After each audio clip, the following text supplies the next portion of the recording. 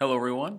I am going to be showing you how to complete the Drawing the Atoms of Life worksheet. This is very simple. You're going to need two things. You're going to need your worksheet and you're going to need a periodic table.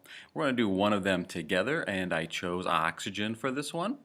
Let's start by finding oxygen on your periodic table, and you can see that it is in the second row and we're asked to put in some information. Recall from your physical science days, the atomic number is the whole number that goes in order on the periodic table. So if we take a look at oxygen, the atomic number is 8.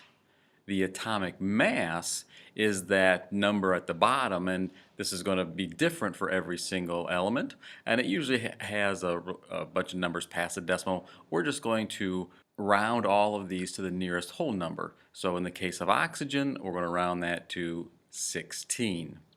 We want to find out how many outer shell electrons there are. Now this is actually pretty simple to do. We just take a look on the periodic table, and in the row that our element is in, we simply count over how many spaces it is on that row. So we have 1, 2, 3, 4, 5, 6. So we know that it has 6 outer shell electrons. Now recall the octet rule, that in order for atoms to have a complete outer shell, they need to have 8 electrons in that outer shell. Since oxygen has 6, it needs 2 more. So let's draw this. Well, we know that because of its atomic number, there are 8 protons, and I'm just going to use the lowercase p with a plus sign to represent the protons in the nucleus. There are neutrons in there as well. Remember, to get the number of neutrons, you have to take the mass, in this case it's 16, minus the number, which is 8, and that gives us 8. So there are 8 neutrons.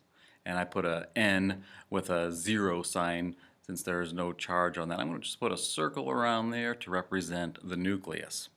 Now since it's in period 2, or row 2, we know that there's going to be 2 electron shells. Now the first electron shell can only hold 2 electrons. That's maximum. So I'm just going to use circles to represent those. And I want to draw the 6 outer shell electrons.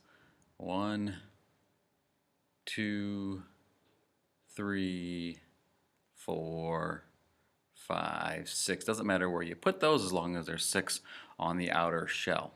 And that's all there is to it. So take a few minutes, complete the remaining 5 elements, and then you'll be all ready to complete your next assignment.